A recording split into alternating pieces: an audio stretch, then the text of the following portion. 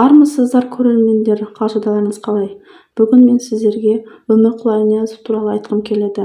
Атақты әнші Өмірқұл Аяниязовтың ұлы тура тойы болатын күні жол апатына түсті деп хабарлады. Өмірқұл Аяниязов бір баласы бардың шығар-шықпас жаны бар деген осы екен ғой деп. Тура той болатын күні үлкен жол апаты болды деп хабарлайды. Бұл да Алланың берген сынағы ғой. Сынақ жеңілмен болсын деп барлығы өзіне жеңіл лебіз тілектерін білдіріп отырды. Осыған сала айта кететін болсақ, Өмірқұл Аяниязовтың ұлы Семей қаласының Найманды қызының өзімен бірге құда болатқанын алдыңғы өзінің бір сұхбатында хабар берген еді. Қазір барлығы жақсы, үлкен жол апат болғанымен бала жақсы, дені сау деп Өмірқұл Аяниязов өзінің парақшасында бөлісе кетті.